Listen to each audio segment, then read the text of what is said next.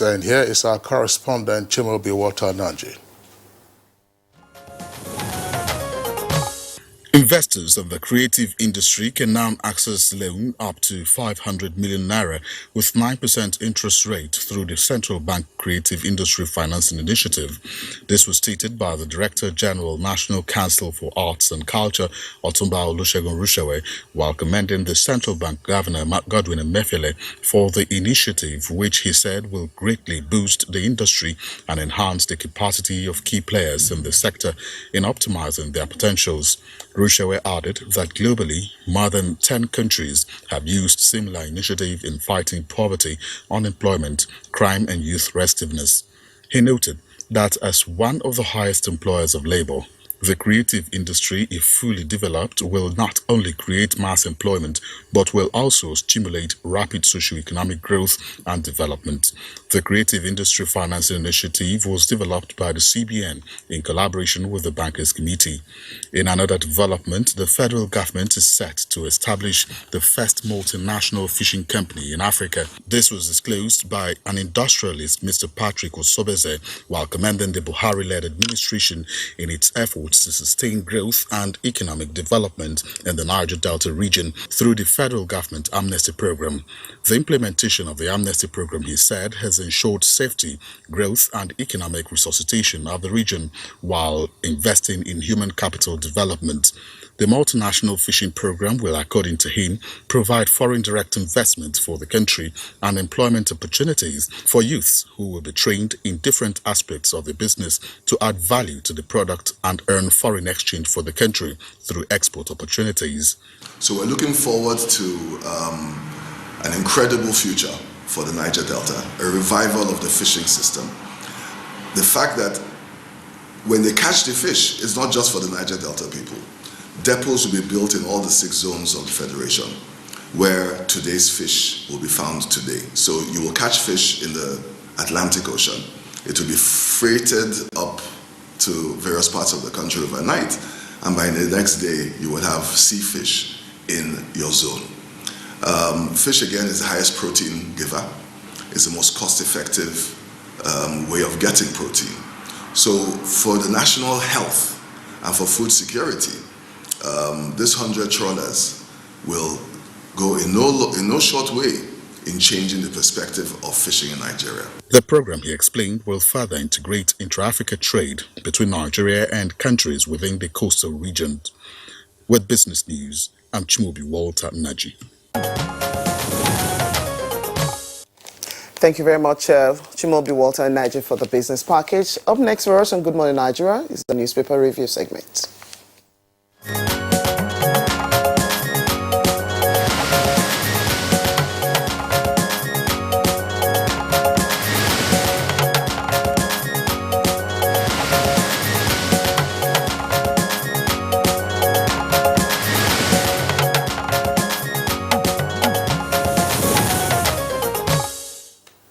Our newspaper reviewer, Bayo Atoyepe, is right here with us in the studios. Bayo, good morning and welcome.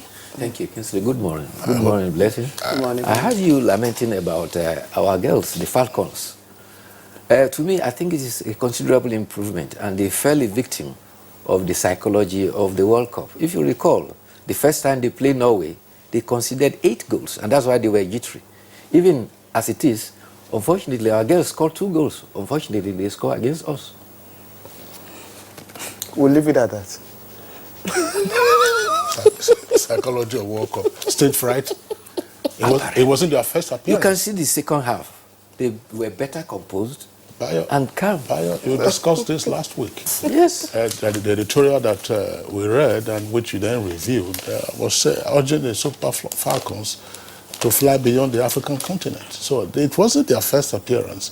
I'm sure they have a couple of matches to still go in the round-robin stage. So we wish them the best. Yes. But if you let in 3 goals already, you've lost 3 points, as it were. So you are struggling now for 6 points. The issue of stage fright shouldn't arise at all. As you said, yes, they were pulverized, 8-0 in the past, or 6-0. I don't know how many zeros there were. But let's wish them the very best. Give them the right pep, and then let's see how they shape up in the remaining matches. But it could be very depressing, watching such scenario. The technical issues are pretty relevant in those matches. Soccer is not just the only problem we have now, the football, as we call it here. Yes. Okay. We'll get to find out in the tutorial. It's something about sports as well.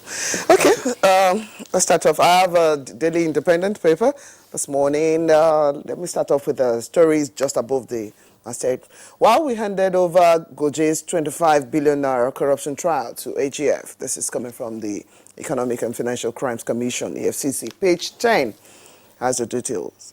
Dasuki, as a kicker, ex-AGF Malami faces panel over professional misconduct. More details about that on page 11. Now, Buhari okays appointment of 5 new Supreme Court justices. And there is a rider to that story, except Onoga's resignation. More details about that on page 41.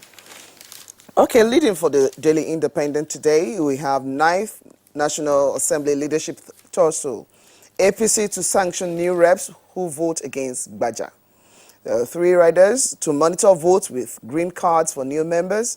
Intense lobbying as PDP senators meet Lawan and Dume. Yoruba won't support candidates with questionable character. This is coming from the body, Afenifere.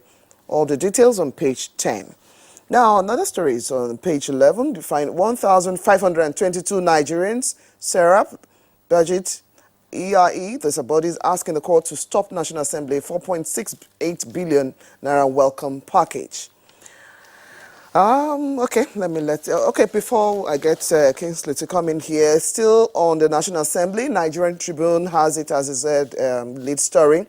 All set for Lawan's Bajabia Miller's emergence. As Ndume Bago talked tough, National Assembly leadership must reflect religious balance. It's coming from coalition of political parties, I guess. Page 3 has the details of all that particular story. Okay, Kingsley. All right. The Independent you read just now was talking about the resignation, voluntary resignation of the former Chief Justice. But Daily Sun is reporting as an earpiece that's beside the nameplate. It says, Buhari accept Onogan's retirement. With a rider asks acting CJN to initiate process of appointing 5 additional Supreme Court justices. That's on page 44. It is talking about retirement.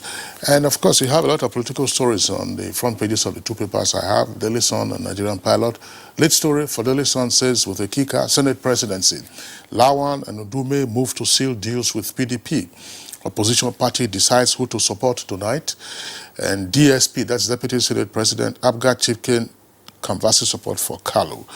And then right at the foot of the front page of the Daily Sun newspaper, right there at the foot, it says, Atiku versus Buhari, tribunal resumes sitting.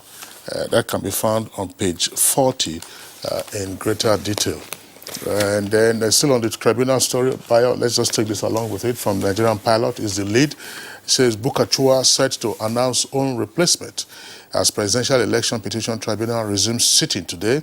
Hearing notices already served on all parties, and PDP expresses dismay over delay in announcing Bukachua's replacement and threatens to petition NJC should delay persist beyond today. That's on page 8. Bayo. Well, let's start with the Presidential Petitions Tribunal. It's been long overdue. A replacement was expected for the President of the Court of Appeal, and it is expected that when the court resumes today, the tribunal resumes today, that replacement will be there. Because the People's Democratic Party has actually been angling because the number of days provided by law for petitions to be handled is gradually inching away and slipping between their hands. But talking about the former Justice of the Federation, Justice Walter Onoge, the report actually says his voluntary retirement has been accepted by the President. And the retirement date was from May 28, 2019.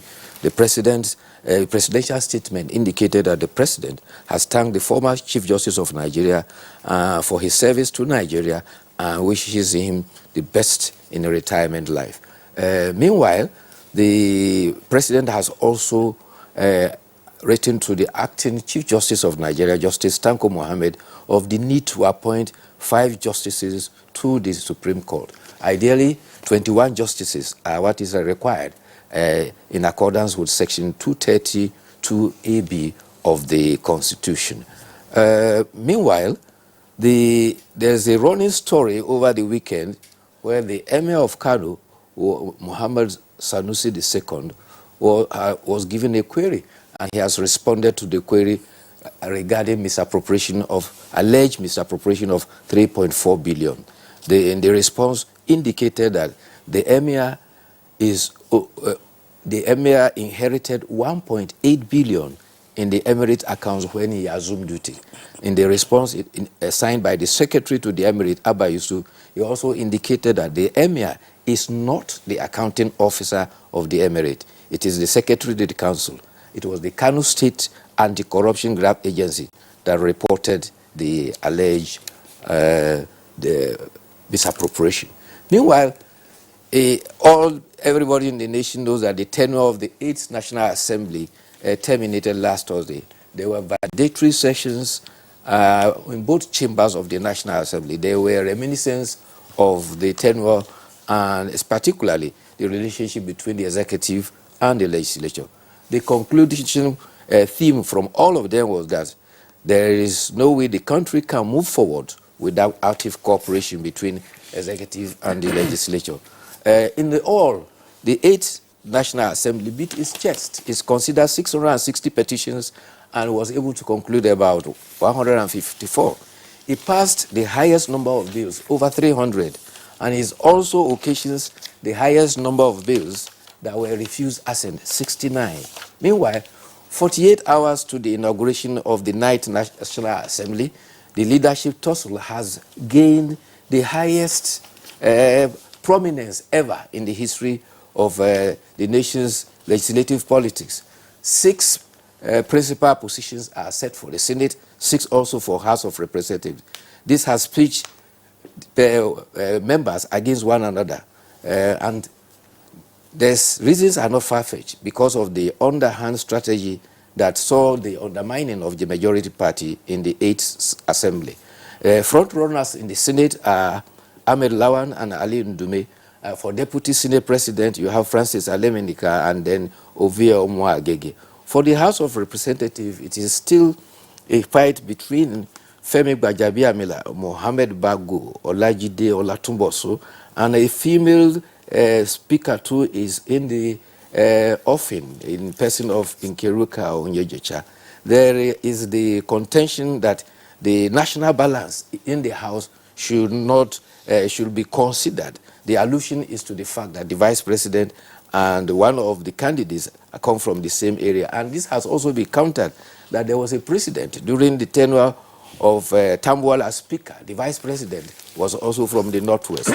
And another instance was a Deputy Senate President, Ekweremadu, was Deputy Senate President, and while there was a Deputy Speaker who was also from the Southeast.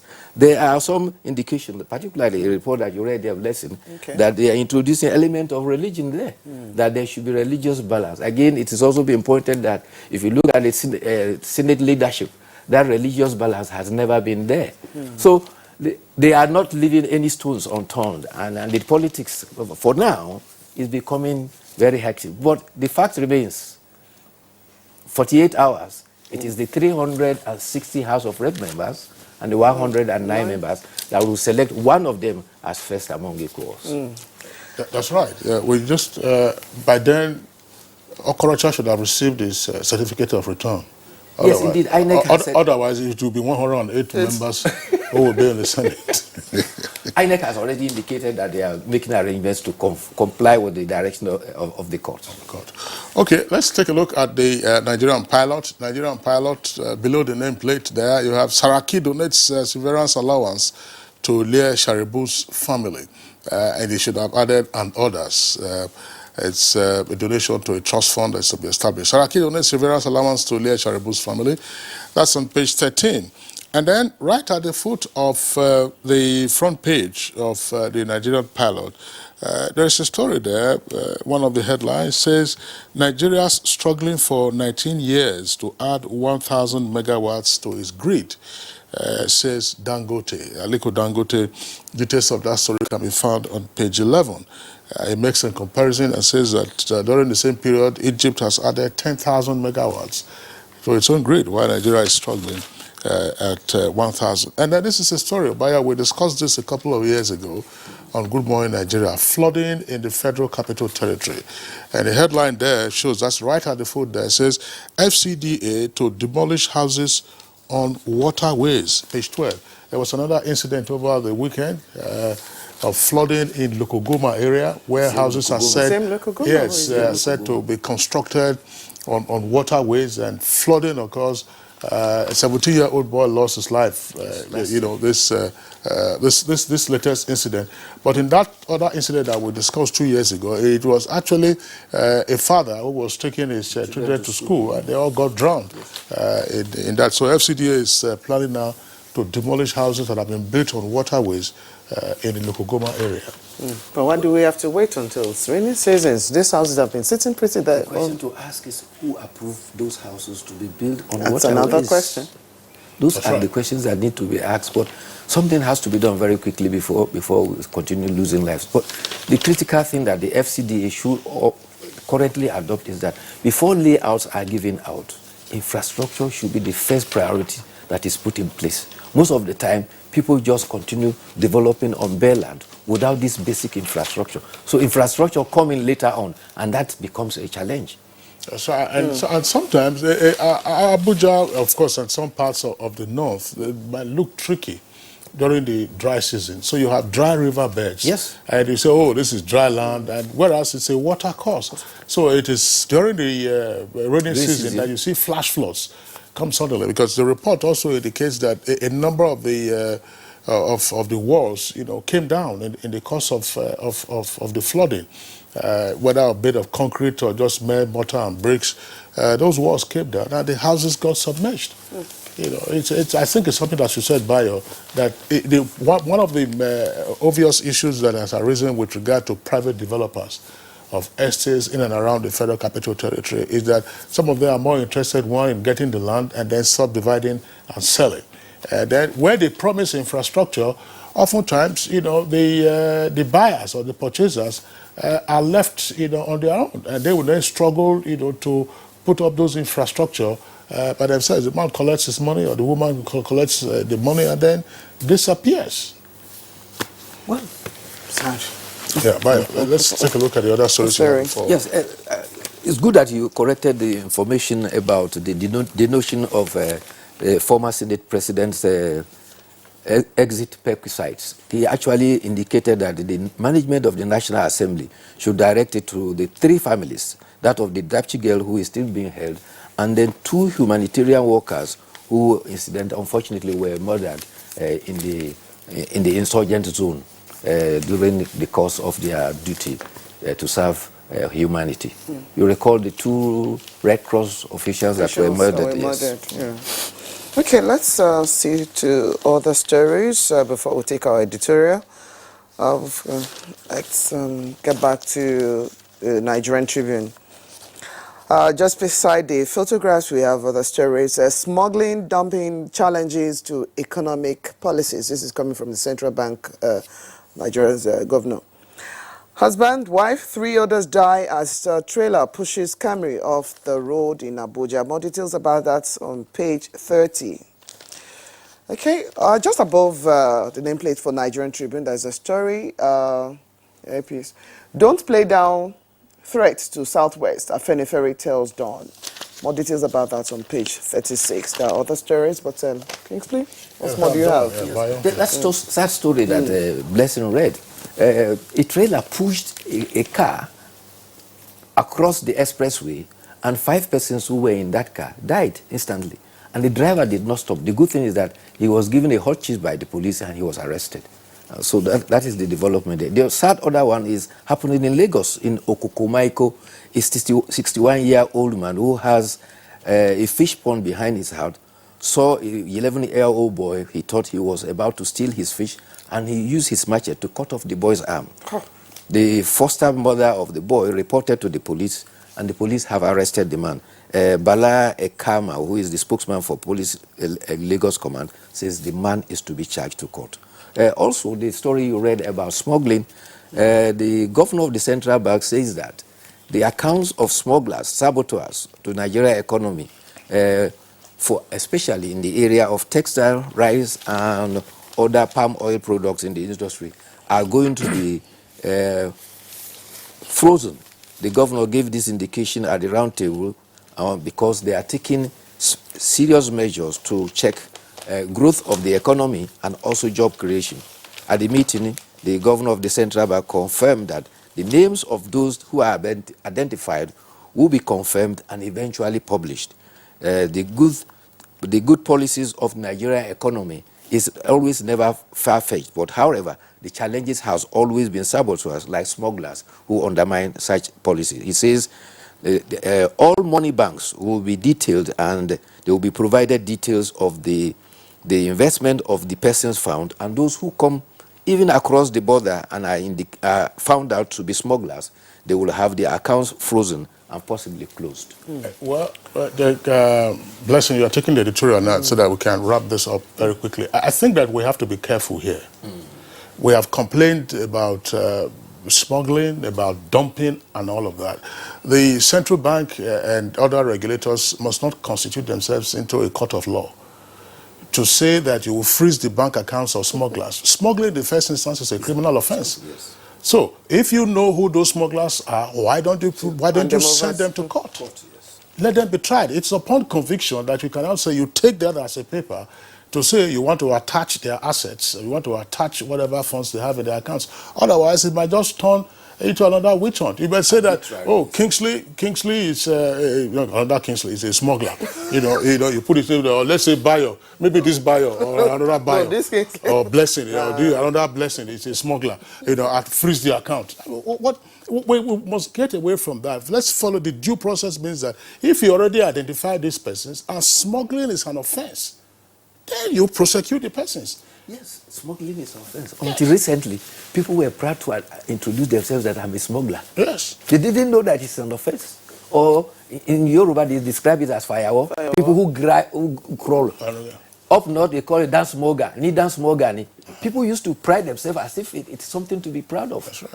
But, however, in the rule of law, the bank cannot take it upon themselves to unilaterally freeze people's accounts. I agree with you. It has to go through the courts. Yes. Now to the editorial. Yes, disgraceful games with IAAF funds. The editorial is coming from the Punch newspaper, and it's on page 22. Well, on and off the tracks, Nigerian athletics is shamefully going backwards. This is what the editorial is looking at. Not only has the stock of the athletes plummeted, the administrators of the sport are currently enmeshed in a disgraceful of the sport, monetary transaction with the governing body, and this is a great concern to IAAF, that's the International Association of Athletic Federation. Bayo. Well, the editorial is hammering on the decline in Athletics Federation of Nigeria, particularly in its ability to meet the standards set in the past. However, the editorial is also lamenting that the International Association of Athletics Federation had sent some money, 150,000, into the accounts of the Nigerian Association of AFN. Unfortunately, they intended to send 150. So the excess of the amount was supposed to have been returned. Incidentally, the money disappeared. It couldn't be accounted for. It became a contention, and they were saying that part of it were used for games, and others said they used part of it for kits, and it could not be accounted for. The SY Minister of Sport said they were only trying to give Nigeria a bad name. After all, they sent the money for use for Nigerian athletics. But the other part of the editorial, which I think I agree with, is that our sports that produce the likes of Chidi Imo, Mary Onyale, Mudupo Ishikoya, Yusuf Ali, is no longer producing stars. And therefore, the editorial is hammering on the fact that the athletics initiative of the past should be resorted to improve our athletics. You remember Afuze? We had wonderful sports facilities at Afuze, and it became a place where our athletes will go and train. And not only that, school sports was the foundation for sports. Secondary school athletics, university athletics, and from where, that is where you had athletes growing from the grassroots upwards. These have not been taken up irretrievably. And so if we must restore that past glory, we must go back to grooming them, catch them young, and bring them up. You're right, Bayo. All right, that's right. Bayo, thanks a lot. IAAF, of course, now has a name change. They're now World Athletics. That's what they call. Bayo, thank you for being with us. Thank you too. And we'll see you tomorrow. Okay, it's Good Morning Nigeria on the network service. We're taking a short break now. When we return, of course, we'll be dealing with the role of deputy governors in 20 years of Nigeria's uninterrupted democracy. You're watching Good Morning Nigeria on the network service of the Nigerian Television Authority. Now, as we continue our series evaluating 20 years of democracy in Nigeria, we'll this morning focus on the role of deputy governor in the journey so far. But before we introduce our guests and get into the discussion proper, let's hear from some Nigerians what they have to say about our topic, as put together by Abdul Malik Adio.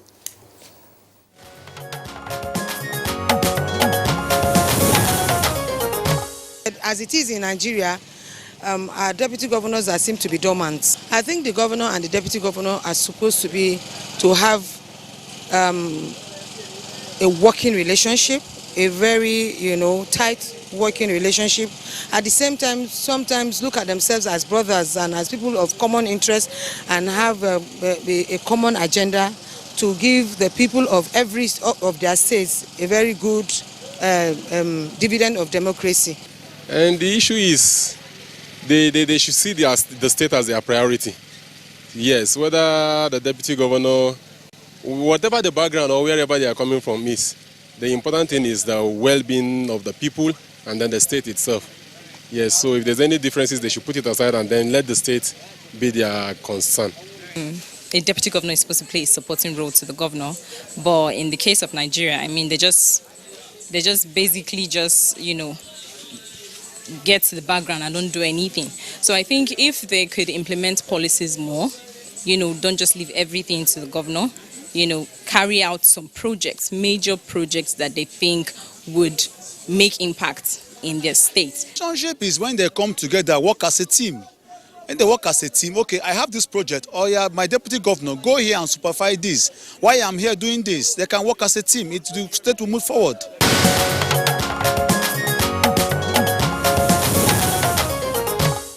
All right, so cross-section of Nigerians there expressing their views on the role of deputy governors in Nigeria's democracy, of course, situating that role in the relationship with the governors. We have three guests with us in the studios to discuss this issue in further detail. Would like to, at this time, welcome a regular guest on Good Morning Nigeria, one of our more familiar faces in terms of analysis. Dr. Chris Akomas, former deputy governor of Abia State, and who is also National Publicity Secretary of a forum of former deputy governors of Nigeria. Your Excellency, pleasure to have you again on Good Morning Nigeria. Thank you for having me, and Good Morning Nigeria. Okay, we also have with us in the studios the former deputy governor of Plateau State, Her Excellency Mrs. Pauline Tallen. Mrs. Tallen, pleasure to have you with us on the program. Thank you very much. Good morning. All right, and also here with us in the studios, we would like to welcome Dr. Sherif Gale Ibrahim. Dr. Ibrahim, of course, is a senior lecturer in political science at the University of Abuja. Pleasure to have you with us. Thank you for having me on the program. Good morning. Well, let's begin with the former deputy governor of Plateau, Mrs. Pauline Tallen. Tell us, in 20 years of Nigeria's democracy, what has been the fate is probably too strong a phrase to use. What has been the contribution and role of a deputy governor to the sustenance of Nigeria's democracy? Thank you very much, and good morning, Nigerians. This is a very, very sad situation and a question that bothers every well-meaning Nigerian. The role of deputy governors in our 20 years of democracy, unbroken democracy. I want to start by thanking the Almighty God for sustaining us and enabling us to go through 20 years of unbroken democracy. God has been faithful to Nigeria. Unfortunately, our governors have been most unfortunate to their deputy governors on a general note. There are very, very few exceptions. And I call it most unfortunate because during the campaign or the lobbying to have a deputy governor, it's been so beautiful, cozy, And we work as a team. Just because one wants, they simply want to use you. The moment victory comes and we get into office, it's like a different scene altogether. I will talk about my own case, and it's most shameful and embarrassing because our team during the campaign, we were like one family, and everybody knows it. I happen to be the first female elected in the whole of northern Nigeria. It's the Lord's doing. And it's not that I lobbied for it. It's not that I begged for it. But he knew why he wanted to have me. And God gave us victory. Unfortunately, the victory or the promises was not maintained. And the main thing is, when governors listen to people who want to come between you and your deputy, they create problem. But if you are sincere and God-fearing and you are faithful to your promise, knowing who your deputy was, and when you requested to work with that person, you should be able to maintain and keep that promise and be faithful. The way deputy governors are treated to the background, it's so unfortunate that they are simply used as spare tires. And if that continues, it's not healthy for our democracy. And I just wish that the Constitution, the National Assembly should look into this matter, because that role of a deputy governor that should be complementary to the governor has to be properly addressed, or else we are just deceiving ourselves and deceiving the people. The frustration deputy governors go through is so much.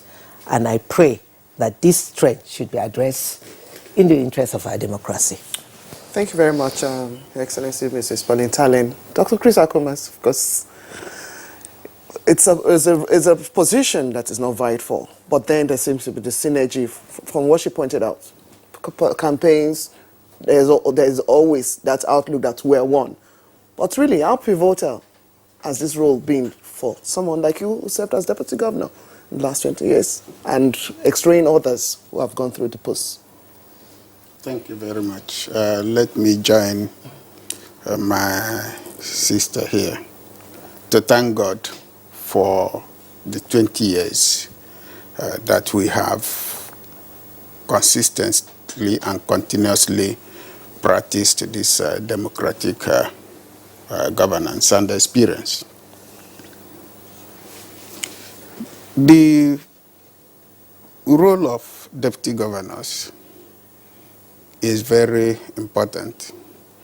If you go to part 2, section 176, 186, and maybe up to 197, you will see that the establishment of the office of governor and the validity for election depends on the nomination of an associate as a running mate, an associate. But that, the mentality is not that of, an associate is more of a partner. Nobody can become a governor because the ticket is joint unless there is a deputy gubernatorial candidate. That ticket will be invalid.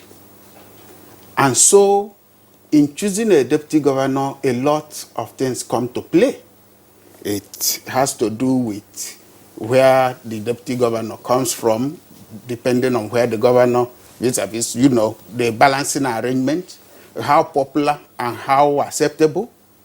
In some cases, some deputy gubernatorial candidates are even more popular. And that is why political parties most times tend to suggest and submit to nomination of one of those that even aspired or contested for the governorship position. It is wrong and not correct to say that it's not vied for. It is vied for seriously.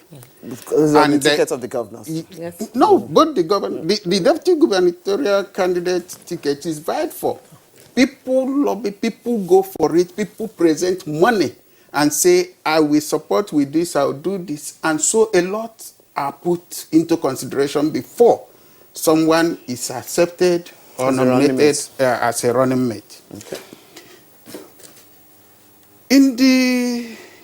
Initially, when the state assemblies tended to, have some effectiveness, two things happened.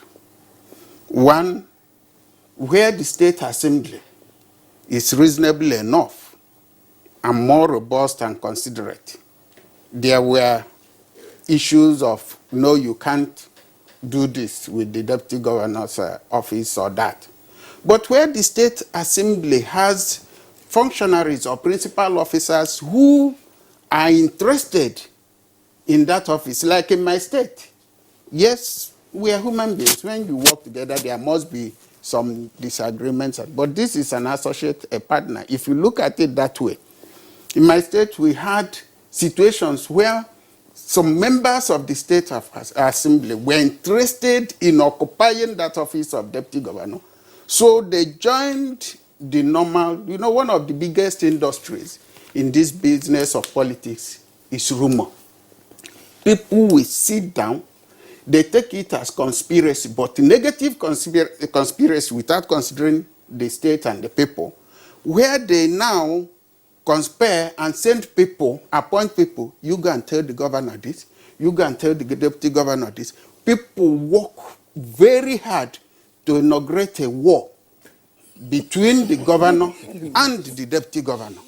And when they succeed in doing that, of course, the governor, when he accepts that something has gone wrong, the next thing will be to negotiate how to edge out the deputy governor and who will come in. And some houses of assembly people went into arrangement of, look, if he goes, the deputy speaker or the speaker or this will take over while we elect a new person, and things like that.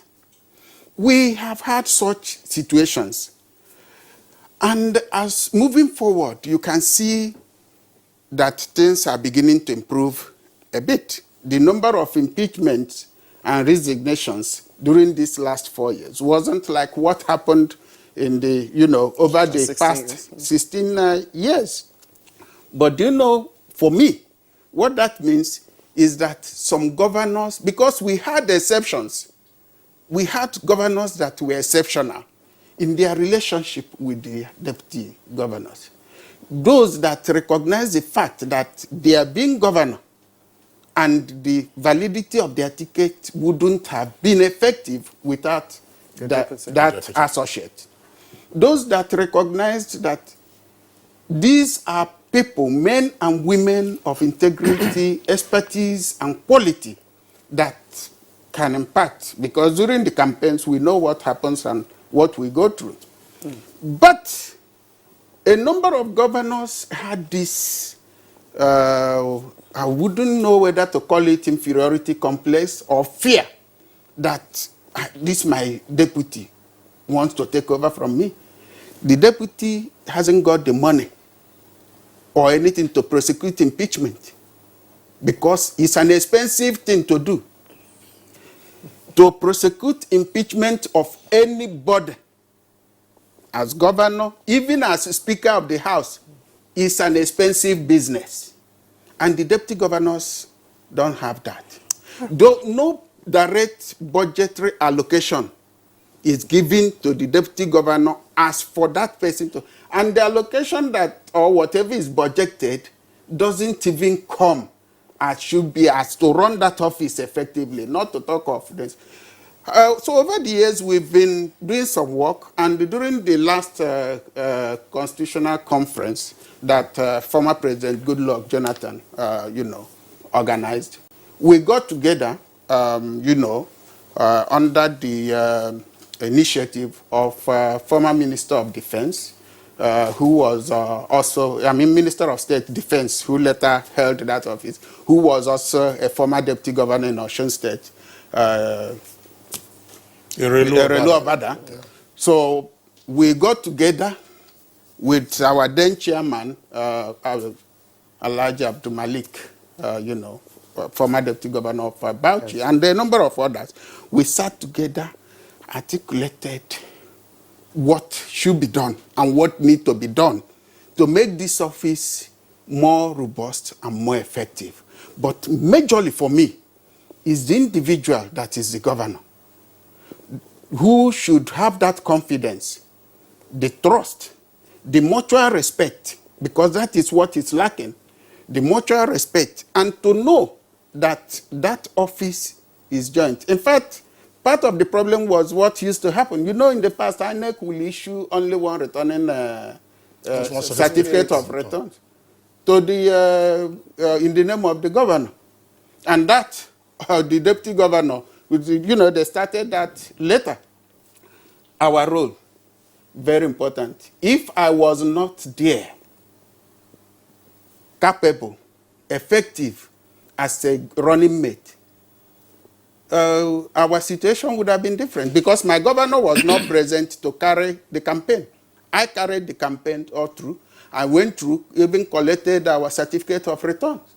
So what the Constitution, the drafters and makers of the Constitution said was very important. It's still very important. It's still germane. And the duties available, the governance of a state is a huge thing. So you need these two working together to make things happen. But the understanding, that respect and mutual trust is key. Okay, thank you very much. Dr. Akobas, thank you.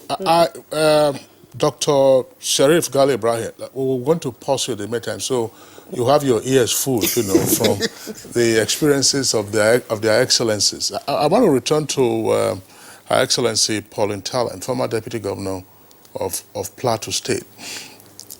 As your brother, former Deputy Governor, said, the experience since 2015 wasn't as terrible as it was, in the early part, where some states you had 3 deputy governors, some resigned, others, were forced out. And one of the more dramatic cases was in Enugu, where the deputy governor was impeached for running a poultry, even though he went to court, and then that was later upturned. But what appears obvious is that it isn't just the governor that sidelines the deputy. It would appear that most political actors, political leaders, sometimes deal,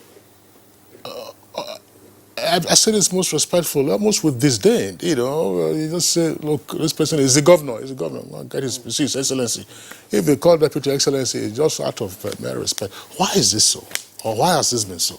Well, again, it is part of the hypocrisy of politics and the intrigues of politics.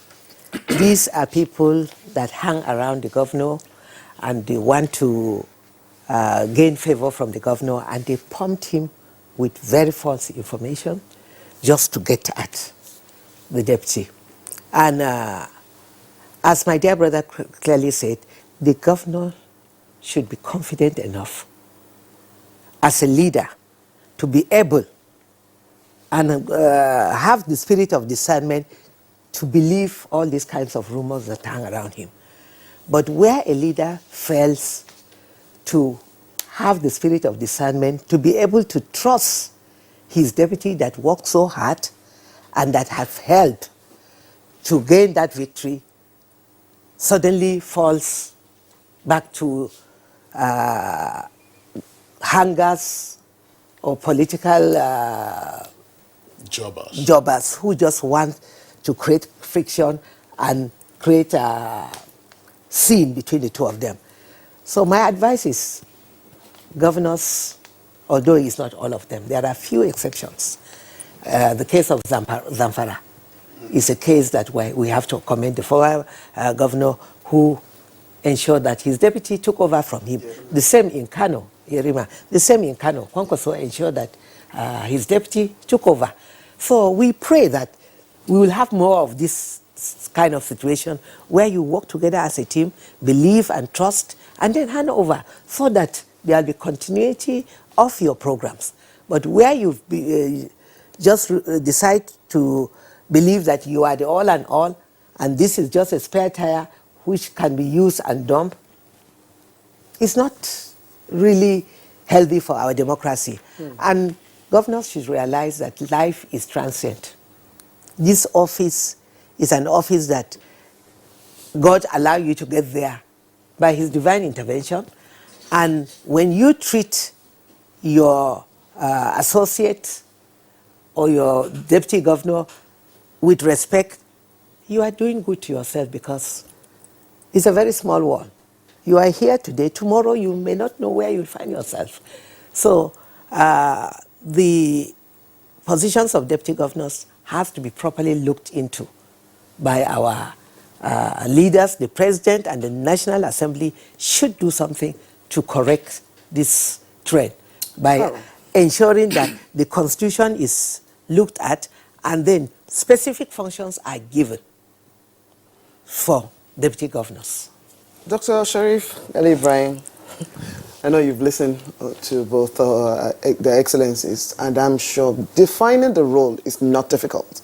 It's clearly spelled out. But how come over the last 20 years, apart from the last 4 years that we're now talking about, we've had issue of, Dr. Akoma has used the word associates.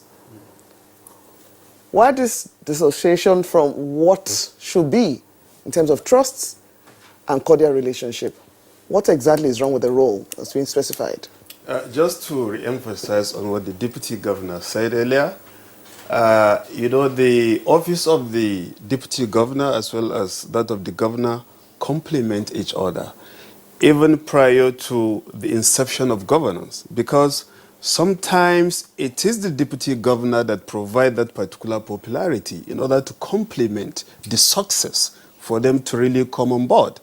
So, but you come to understand that there is a constitutional fault, because limitation to the functions, roles and duties of the deputy governor, I think the constitution needs a redress. So, but despite in spite of the fact that looking at the chapter 6 part 2, section 193 of Nigerian constitution, you come to understand that the first provision is that the governor may in his discretion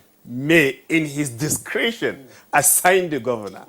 The deputy governor, to carry out some responsibilities, especially in the administration of a particular department, or may call or shall call for a regular meeting just to help in deciding, directing, and advising on policies that affect the state government, or even on the executive functions of the governor.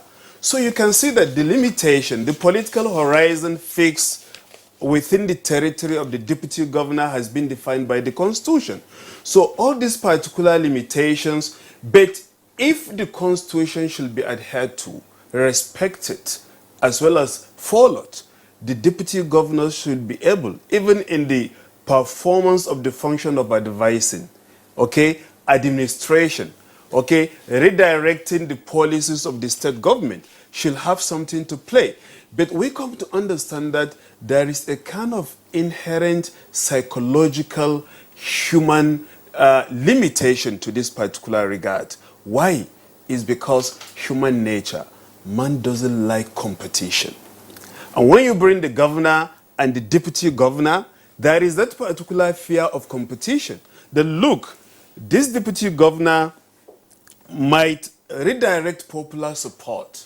And by the end of the day, you see that he might be taking the credit Well, I'm the number one citizen in the state, then the deputy governor might have it all. So I think I shouldn't give him such responsibilities for him to even perform well, so that I will not actually lose that particular power, which I have the ambition for running for consecutive 8 years.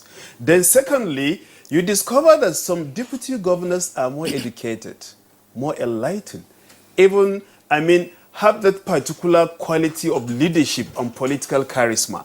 So this phobia develops in the minds of the governors, that if I should allow the deputy governor to carry on, dealing with the state affairs, and the people come to recognize him, reckon with him, then he's going to have a kind of political tsunami when after the first tenure, elapses.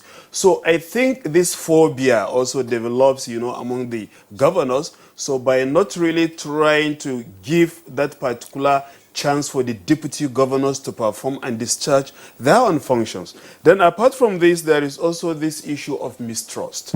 The journey so far starts, let's say, perfectly, but, in the long run, just as they mentioned, rumors, because there are people who really want to explore more, within the state of governance. So they keep, merging the issues, trying to create problems and that misunderstanding between the number one and number two citizens of the state. So long there is mistrust between these two citizens of the state, first two citizens of the state, then definitely you're going to have a kind of political misunderstanding as well as, misplacement of priorities and functions. Then conflict and crisis will really degenerate and exacerbate. And it reaches to the point of either impeachment or even, going to the court in order to seek for redress, as a result of such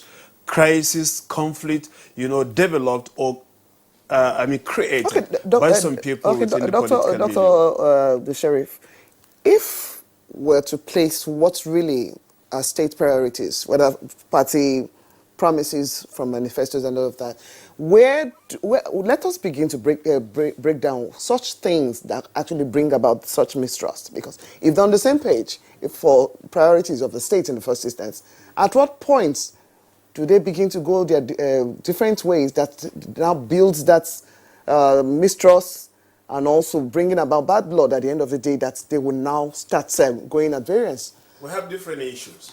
For example, people create problems within the political milieu.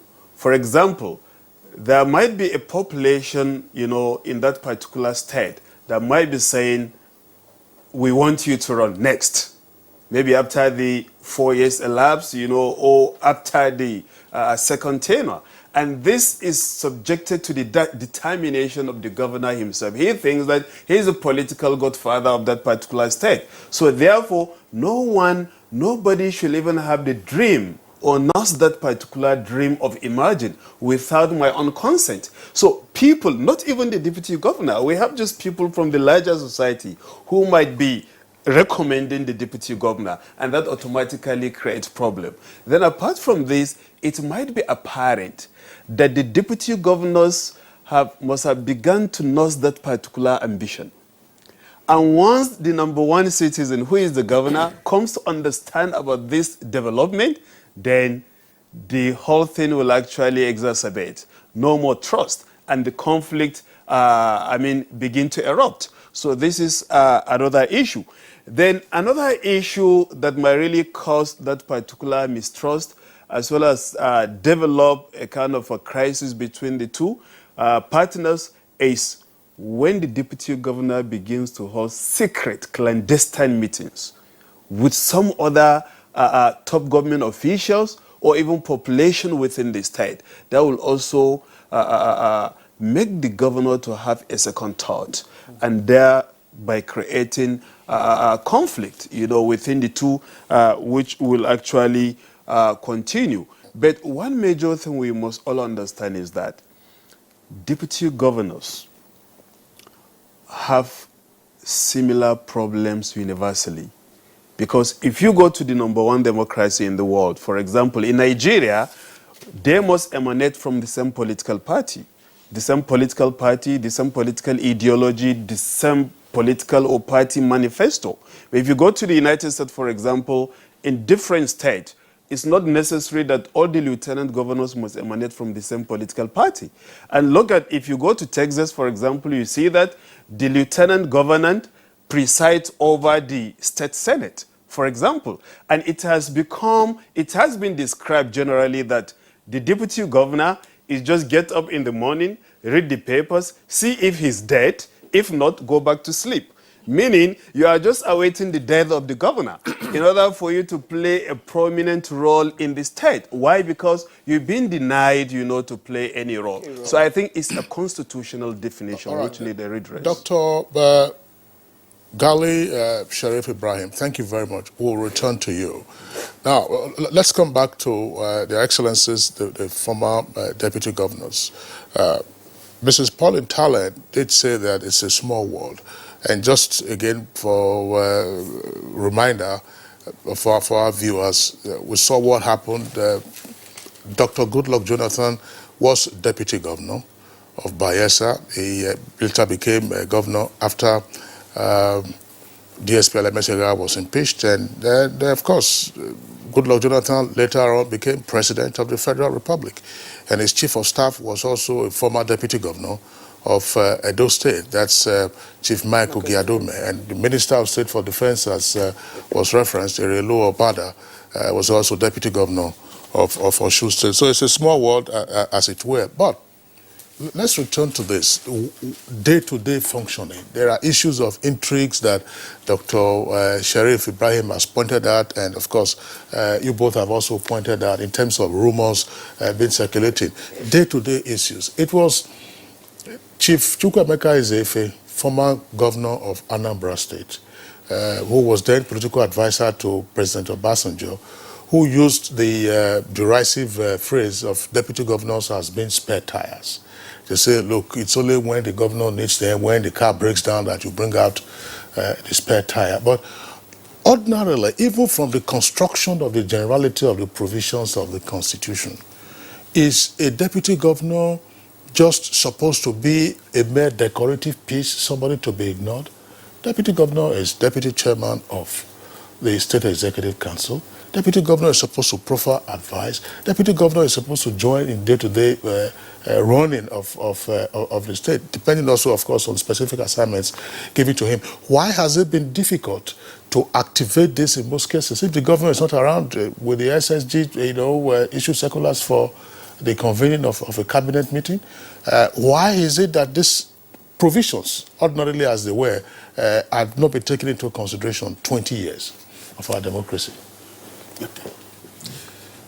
It is not actually correct to say that there are no roles completely. The point is, even the roles that are assigned, are the deputy governors allowed to perform those roles or functions?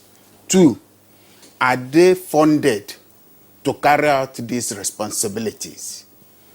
The deputy governors are the chairmen in their various states. They are chairman of the boundary committees, and that is a lot of responsibility, keeping peace with your neighbors.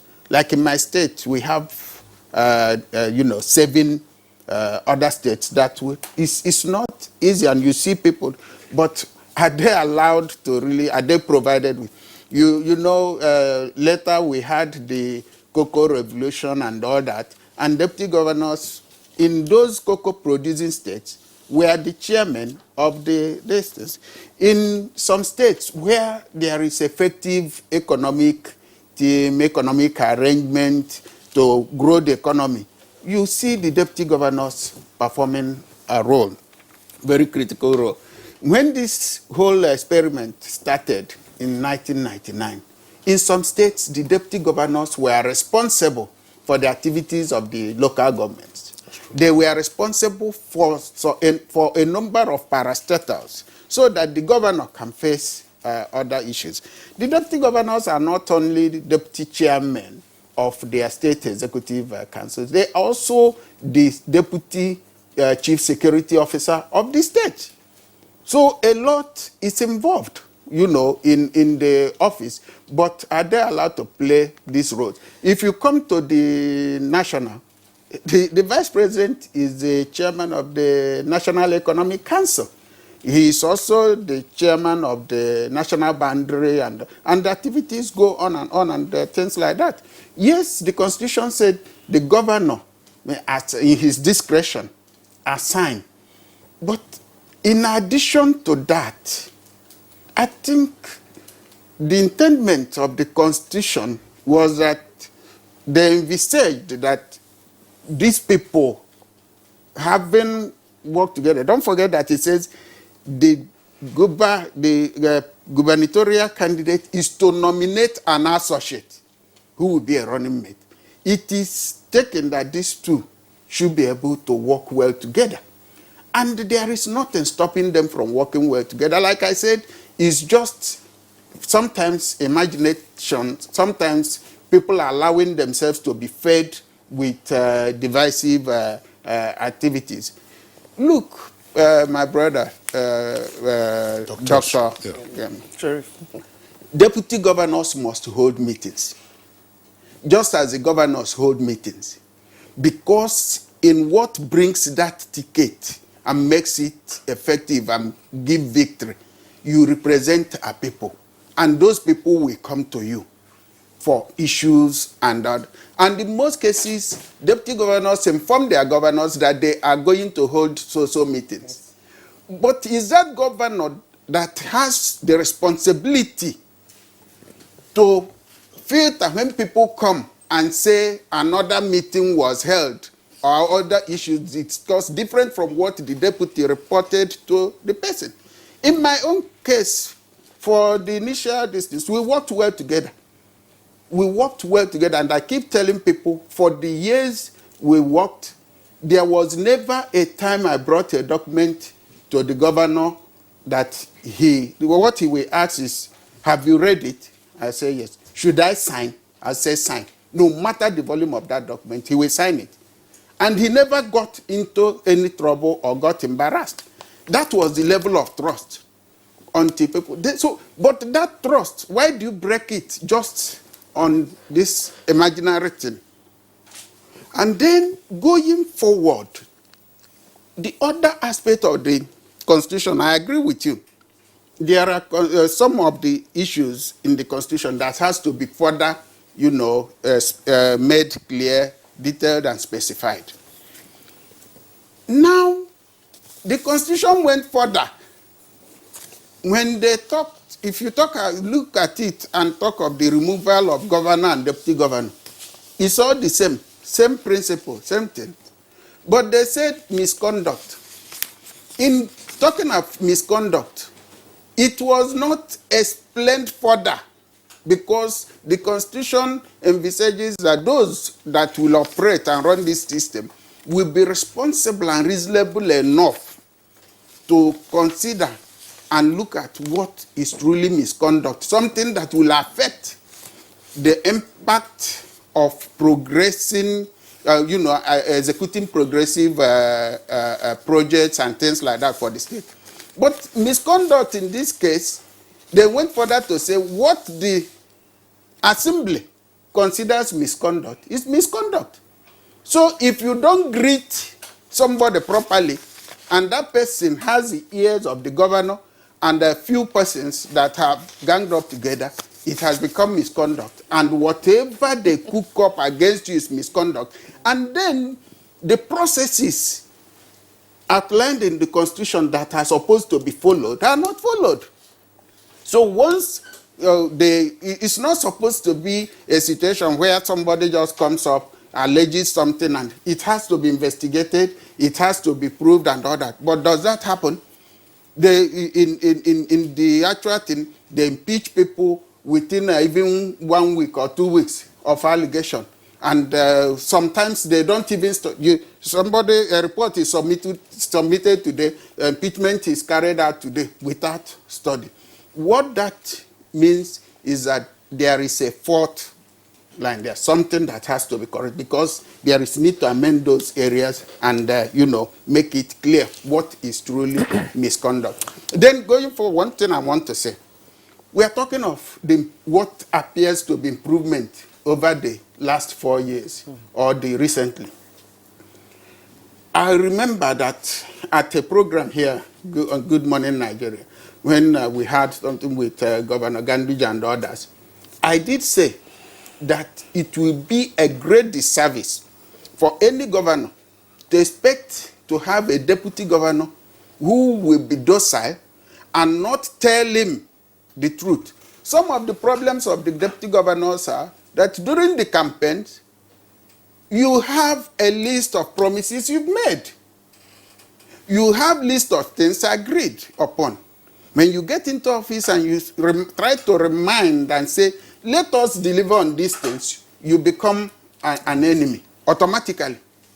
But your intention is to ensure that this year partnership continues to grow and that people out there who gave you trust, that respect you, will continue to do so.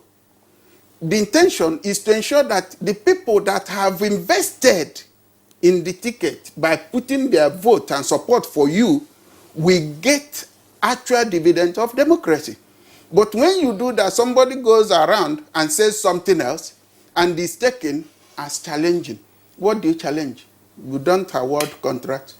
You don't assign this. So what I'm saying is there is need to really look at it further.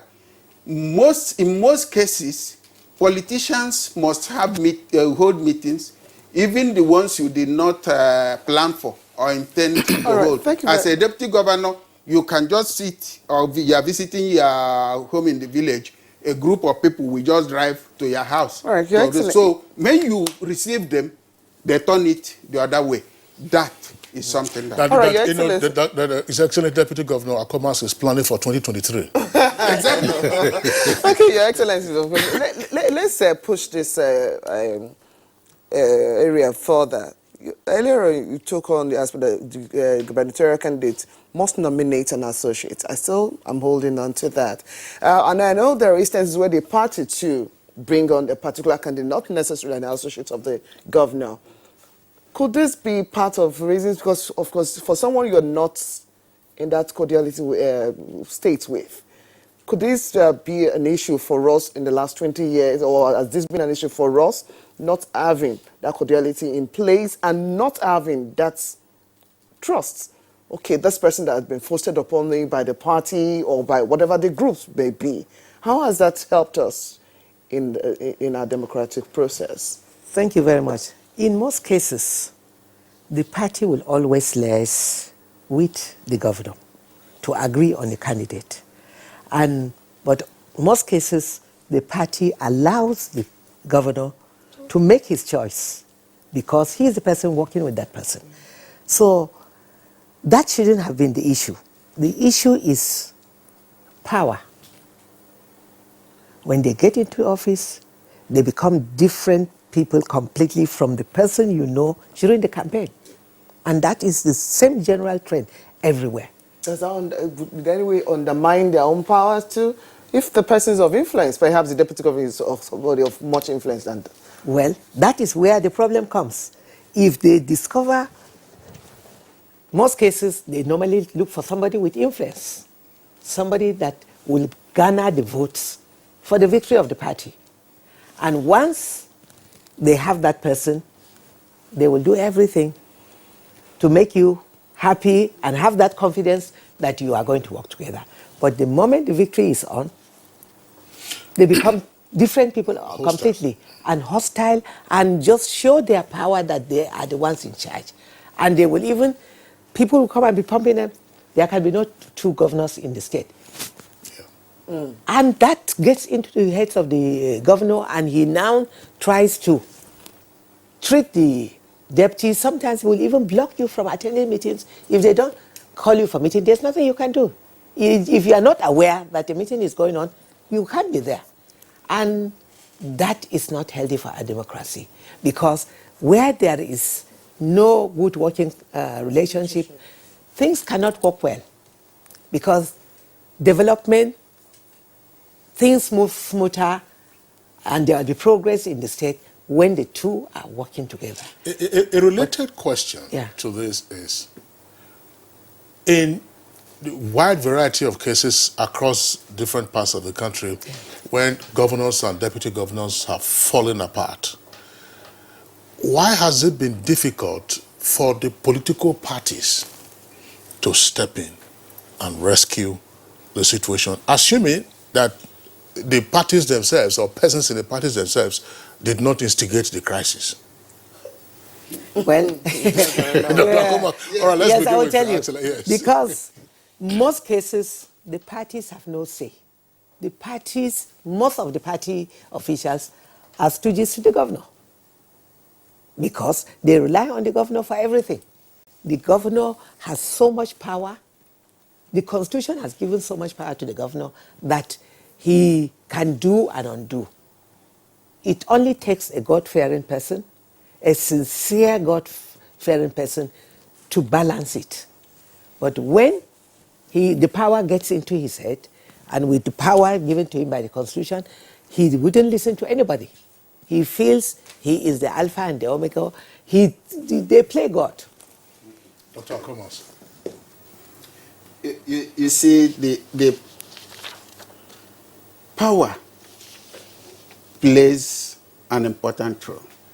But the political parties, the major problem is that the deputy governors are not positions, and they don't have, positioned to have, as assumed, because people assume that the deputy governors will have as much money or close to what the governor can play with. So the governor is the one that gives the operators of the political parties something meaningful, something juicy, something substantial. While the deputy governor, only when you are able to, you play your role as a party person, that is different from what they want. And it is said that he who pays the piper determines the tone. So that's part of the problem. I was making a point before. I said, what we see that is happening now, could it be that because people have seen that the deputy governors offering suggestions for good things to happen, or trying to give the partnership, associateship that I mean does not mean must be personal this thing. So definitely, the person that is brought by the party or this thing is an associate. What I'm talking about is the associate in the terms of partnership. I know. Good. So could it be that now, because if you look at the state houses of assembly, most of them are just there. So if the governor says do this and that, and he passes the normal facilitation, boom. Okay? If you don't, the speaker is gone. And maybe with the deputy speaker.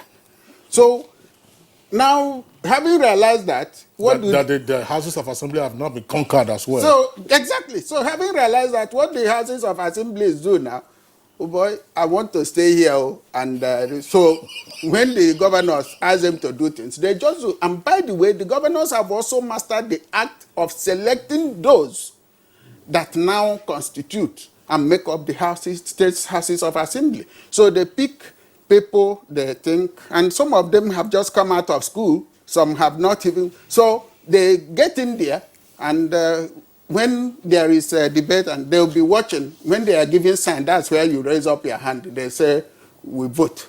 Okay? So that has happened.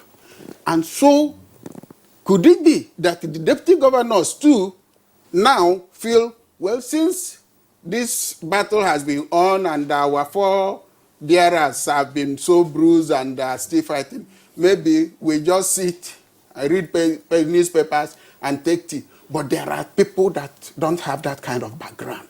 People that have name, integrity, people that have come from a background, and you know that you have people, you have support, you have followership, and that followership contributed to the victory.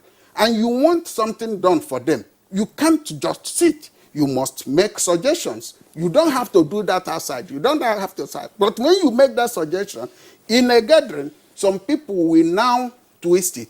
Once the governor, it's only the governor that has the ability to say, no, these people are trying.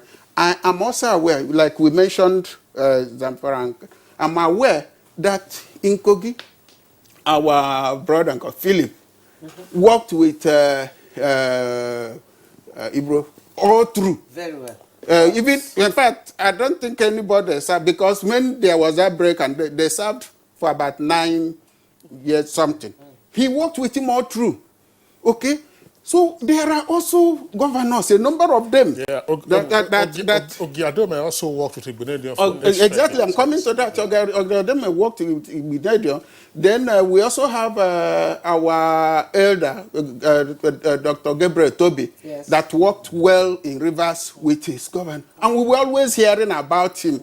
There was that synergy. Okay? And in having that synergy, it means that apart from doing the work and you are tapping from the expertise of your partner and associate, you also give him his due respect, and those things that are his entitlement should be given, and he should not be made to be running around. Okay. We have had cases. Yes, let me point out something. Yeah, we have had cases in this country where chief of staffs gave query to deputy governors. We have had cases in this country where relatives of governors have slapped deputy governors. You people don't hear about that. Did the deputy governor answer the query? We'll return to that issue, Your Excellency, after this short break. Yes. All right, welcome back, and it's still Good Morning Nigeria, live on the network service of the Nigerian Television Authority. We're taking some of the tweets that have come in now from our viewers. This is coming from Musa Hadeja. Deputy governors will be more productive if they were to actively execute and approve projects in the absence of governors, rather than being deputy governor in participating in ceremonial activities and have no influence that make them look like spare tires. This tweet is from Dele Jack Solomon. Says the responsibilities of deputy governors to the governors is to support and ensure stability, democracy, good governance, and help the governors seek strategy to promote trade and commercial ties that will increase prosperity of states, and not just behind the governor's seats. Well, also from Dele Jack Solomon, says deputy governors should learn not to be mere stooges. They must learn how to constitutionally hold the governors accountable for every of their actions and policies. How do you do that? Umar Farouk tweets, said it's like a bench players waiting to substitute those injured or die or issued with red cards to replace them. That's a soccer analogy. Now, this is from Sunday Michael Amakoje. Except in rare cases, most deputy governors have been occupying the seats for ceremonial and constitutional requirement for the sitting governors. There is a state in Nigeria currently where a deputy governor has been sent on compulsory leave in the past 6 months. So sad. Oladimeji Morufo says to delegate power was a great task to some leaders. No trust, no proper representation, to mention a few. It could be better to get them involved actively. This is from Law Alpha C. If we make the mistake of constitutionally providing the functions for deputy governors, it's another disaster waiting to happen. Legislation that will confer authority on deputy governors will definitely introduce controversy and friction with the governors and clash of interests. How? Ogochukwu says, sincerely speaking, the deputy governors have always been silent. The lucky ones have little portfolio, while the unlucky ones fall out with the governors. This is Titus Mondenok. You are sent into political limbo the day you are appointed deputy governor. The governors just use them as for errands they deem frivolous or controversial. Honestly, I feel for them because they are kept mostly in the background as stooges for governors. Omogbala Omba says the problem is that most governors see themselves as helping their deputies. They see picking them in the first place as a favor from them to help their deputies of a political career. Going forward, states, what's on choice now, must see the deputies as the second side of a coin on a joint mission. Festus Akimboewa says our constitution should be amended to give deputy governors consequential roles in the day-to-day running of the state and undertake well-defined high-level assignments for the state governors. It continues, it says a deputy governor is chosen by a single individual as his or her running mate. There should be a more democratic way of choosing the persons who are supposed to become governors should anything happen to the elected governors. Okay. This is coming from Musa Hadeja. It says, I hope the new deputy governors will answer their names to represent the governors at different events in his absence, not to be chairman of Immunization Exercise Committee, NGOs, distribution of relief materials, and reconciliation of top politicians and political thugs. Actually, there was one deputy governor whose offense, alleged offense on grounds of impeachment, was said to be the fact that he didn't go to represent the governor at an event. And this last one is from Mohammed Satomi. Says state deputy governors should be assigned a single ministry as a commissioner to supervise its affairs. That's a tweet there. Some states, as has been acknowledged by our guests, some states have actually gone ahead to give specific functions. Lagos, for instance, the deputy governor has been in charge of education. And that also happened, I think, in Osun or otherwise. But back to Dr. Sharif Ghali Ibrahim. Some analysts would argue that, in fact, in discussing the role and experience of deputy governors since 1999, we're actually touching on one of the key issues why subnational governments have been underperforming. Whether you're looking at the emasculation of local governments, the emasculation of the state houses of assembly, and that the fact that too much powers reside in the hands of one person, creating a scenario of their imperial majesties, that this has been a drawback for the Fourth Republic. In your opinion, in addition to what you have said before, what needs to be done?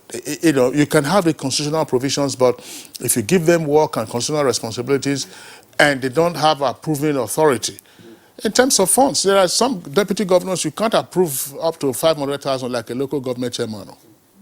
So, I think there is only one solution.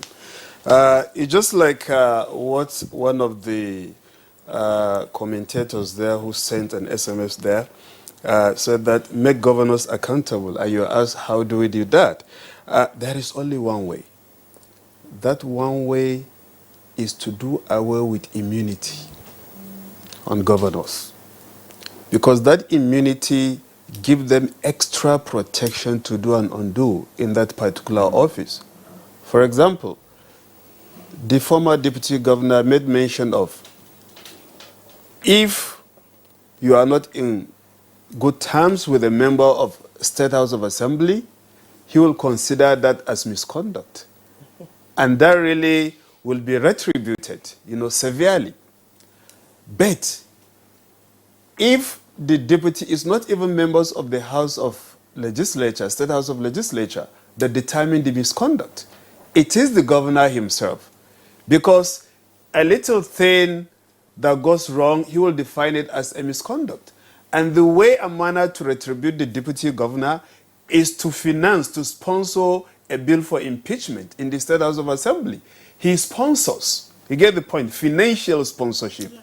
And if you offend members of the State House of Assembly and they consider that as misconduct, the governor has the prerogative to deter such definition and interpretation of misconduct. Why? Because he can still finance that particular process as not being misconduct. So meaning you have a gubernatorial what? Protection. So if we have the issue of immunity removed from the governors, deputy governors also have immunity under Section 308 of the Yes, of course. So let there be an amendment in order to do away with that particular amendment. Why? Because you have a governor who gets into the state treasury, squanders the treasury, and you cannot actually prosecute him. He has the backing of the Constitution not to be touched. So the Constitution should be amended in order to do away with that particular immunity. If there is misconduct identified in the office of the governor, then we have public complaints. The individuals in the state can actually petition the governor, and the law will actually take a due course on the governor. So that is the only way to hold the governor responsible. That is the only way not to allow the governor to define misconduct on individuals as well as other public office holders in the state. And in another way, holding meeting with your own people in the state as a deputy governor, that might be suspicious, you know, in the sight of the governor. Why? Because he might think that you are trying to generate support and you are preparing for the next dispensation. So that is why being a deputy governor, as defined by the Constitution, you are nothing but a follower. Nothing but what? A follower. And that is why, because, yes, of course, because whatever you do, being chairman of the boundary issues, if the governor so wishes, he might ask you to set aside, since his younger brother, or even his personal assistant, or even special advisor. And what do? Do you have to remove the governor? Okay, all right. Now, Dr. Ibrahim, now, let's put this also on the table. How might power be more equitably distributed between the centers for increased and more effective governance of the states? The governor, of course, is the main power, and he is there, all the powers accrue to him, and he distributes. So how do you give some of those powers to the deputy to make governance more effective for improved or enhanced development of the country? That's the bottom line. Let me take this. And I want to start by saying, Doctor, as much as we are talking of practical issues here, we are in a democracy. Even under the military, you have right to meet with your people. After all, you are representing them. Today, when people talk, they say the vice president is from the southwest and the president is... Why are we doing this? It's for balancing. And somebody is encouraging that you don't meet with... Are you in a prison? Even if you're in prison. This is politics, and you cannot play politics without meeting people. And your relevance as a politician ends the day people start meeting with you. I mean, they stop meeting with you. Your governor will even see you as irrelevant the day you cannot move the crowd. That's one. Talking about immunity, under the kind of judicial system and, you know, what is happening here, if you remove immunity, most governors and will not be able to do anything because there will be technical legal works on every issue that they will not have time to govern. The beauty of it is that even after the tenures, whether 1 term or 2 terms, the person is answerable. So it is not removed. Anybody that commits any criminal offense will answer. So let us talk of things that are practicable.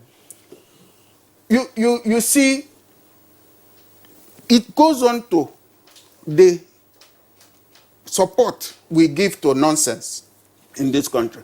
A governor will go away for more than 21 days without transmitting to the House of Assembly that even in some cases they will be saying that the deputy governor is acting.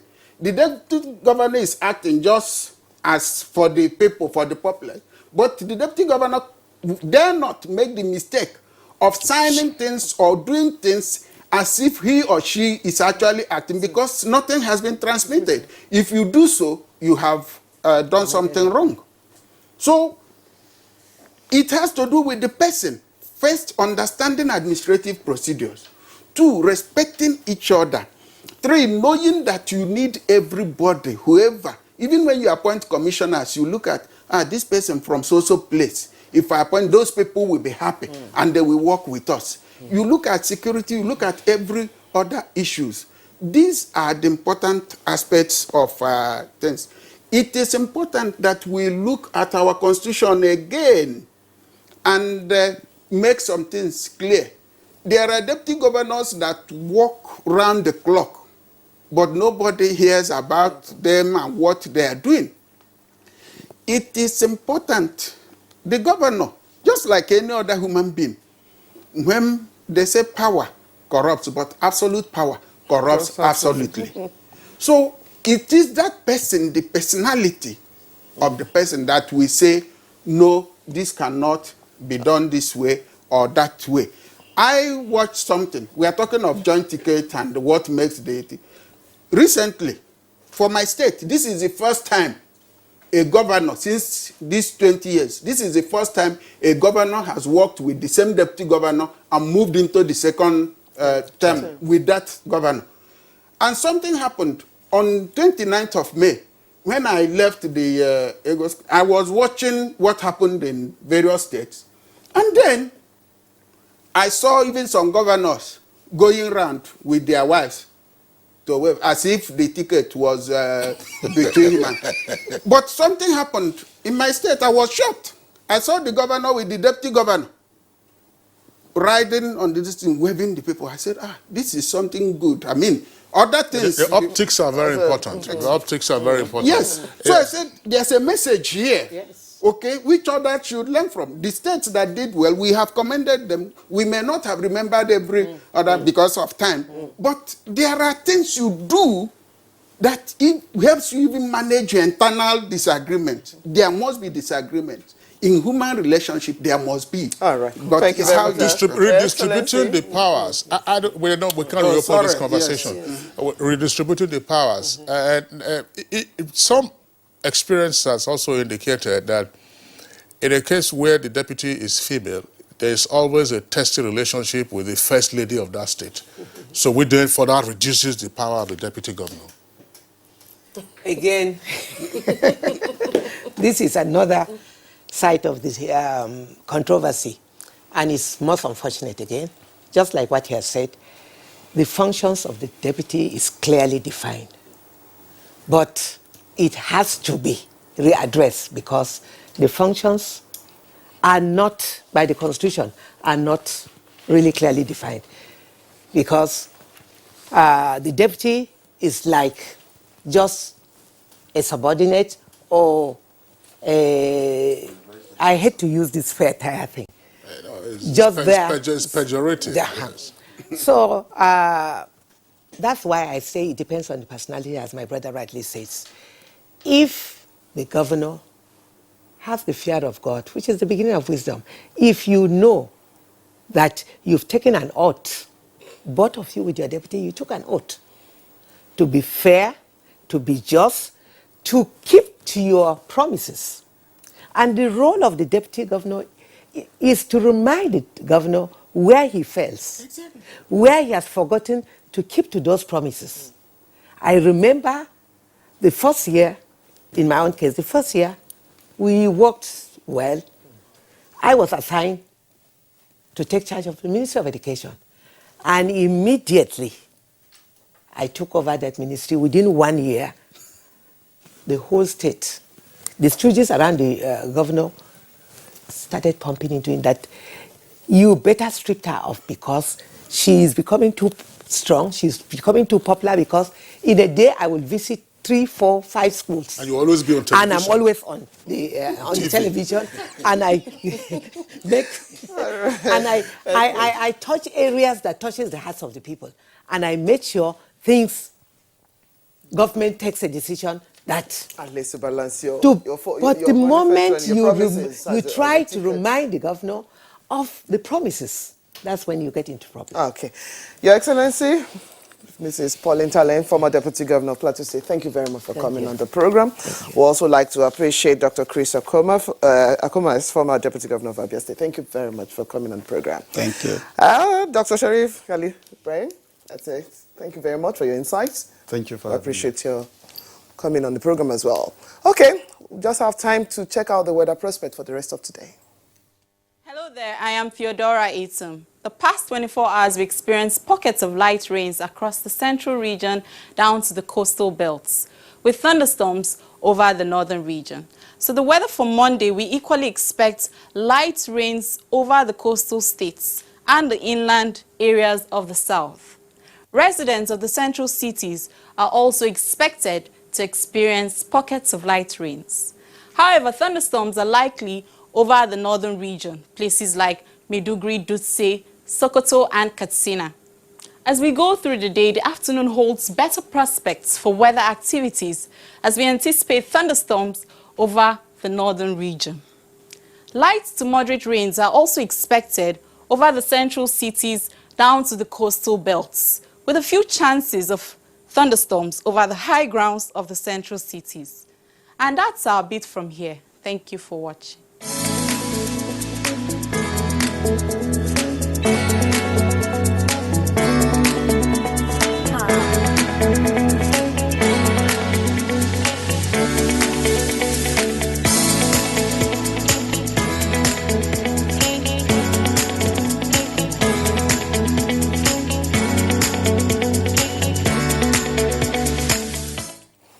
That's Good Morning Nigeria for today.